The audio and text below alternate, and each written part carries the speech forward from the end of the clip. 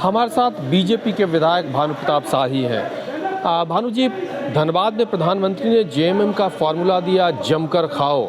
तो बीजेपी के लोगों ने कहा कि बीजेपी का मतलब होता है भरपूर जियो पूंजीपतियों, यानी बीजेपी का नया नामकरण जेएमएम ने किया है भरपूर जियो पूंजीपतियों। देखिए, आज जेएमएम को भ्रष्टाचार में बोलने का कोई अधिकार नहीं है।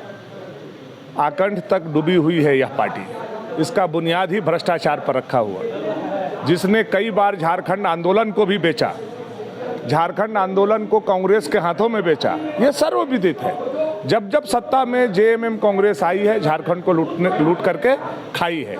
तो ये जेएमएम कांग्रेस की पुरानी इतिहास, पुरानी कहानी है। अब झारखंड में चलेगा तो मोदी का गारंटी ही चलेगा। तो भरपूर जियो पूंजीपतियों नया नामकरण उन्होंने दिया बीजेपी। नहीं, देखिए, अब उनको फ्रस्ट्रेशन में है। हारने से पहले, जैसे मरने से पहले आदमी पैर रगड़ता है, तो हारने से पहले उल जलूल बोलता है, तो ये हारने से पहले उल जलूल बोल रहा है। अच्छा भानु जी, जिस तरह से चाईबासा में कांग्रेस की सांसद गीता कोड़ा बीजेपी में शामिल हुई हैं, ऐसे में क्या राजमहल को लेकर भी कुछ इस तरह का है क्या? सारी रणनीति, अब आप लोग भाई हैं, लेकिन चूंकि मीडिया से जुड़े हुए हैं तो हम लोग बता नहीं सकते, ये हम लोगों की मजबूरी है।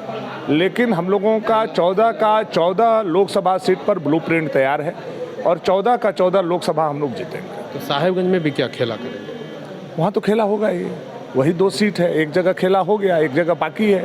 विद इन ए वीक आपको वो भी खेला देखने को मिल जाएगा। और राज्यसभा की 2 सीटों के लिए 4 तारीख को अधिसूचना जारी होगी, उसको लेकर क्या गणित है आपके पास? क्या 1 सीट तो हमारा राइट है। जिस हिसाब से सरकार के विधायकों में आपस में मतभेद है, 11 लोग कांग्रेस के भाग करके जाते हैं, उनको नोटिस नहीं लिया जाता है, उनको दुत्कार करके भगा दिया जाता है, डांट करके भगा दिया जाता है, उनको कोई पूछने वाला नहीं रहता है, वो रोते गाते पुनः वापस होते हैं।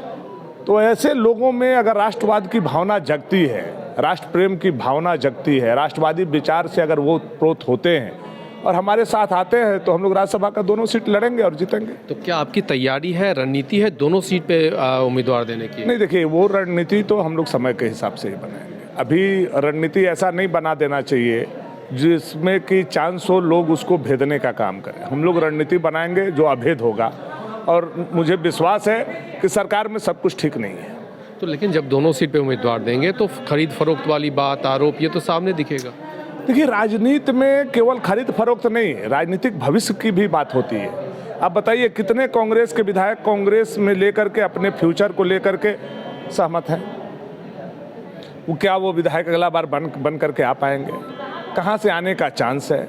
तो उनके अंदर भी राजनीतिक जो पिपासा कहिए, राजनीतिक भूख कहिए, या पुनः फिर वापस आने के लिए इस सदन में कहिए, तो उन लोगों ने भी सोचा होगा। और जब वो कांग्रेस के कुछ विधायकों की बात हुई है क्या, मतलब आगे चुनाव के लिए बीजेपी के सिंबल पे वो चुनाव लड़ना चाहते हैं, अपना राजनीतिक भविष्य सुरक्षित करना चाहते हैं, ऐसी कुछ बातचीत? व्यक्तिगत तो बहुत सारे लोगों से हम लोगों से बात होती है, जिनका नाम हम लोग कोड नहीं कर सकते हैं। व्यक्तिगत हमारे कई अभिन्न मित्र हैं, चाहे जेएमएम में हो, चाहे कांग्रेस में हो, जो अपनी राजनीतिक भविष्य को लेकर के चिंता करते हैं, और एक मित्र होने के नाते हम उनको सही रास्ता दिखाएंगे। ऐसे कितने विपक्ष के विधायक हैं जो बीजेपी के संपर्क में हैं और वहाँ बीजेपी में आंकड़ा तो नहीं बताएंगे भाई साहब, आंकड़ा नहीं बताएंगे, लेकिन समय पर आप देखते जाइए। गीता कोड़ा के बारे में आप लोगों ने सोचा था, आ गई। आप देखते जाइए, कई विधायक अभी आएंगे, लोकसभा के पहले भी आ सकते हैं, लोकसभा के बाद भी आएंगे, राज्यसभा के समय भी आ सकते हैं। इसलिए ये बातें आंकड़ों में मत जाइए, आप खेल देखिए, खेल का धार देखिए। तो सुन रहे थे भानु प्रताप शाही जी को, खेल देखिए, खेल का धार देखिए। अब धार देखने के लिए इंतजार करिए कि बीजेपी किस तरह के धार वाली खेल खेलती है। रांची से अपने सहयोगी वीडियो जर्नलिस्ट उमेश के साथ कुमार चंद्र।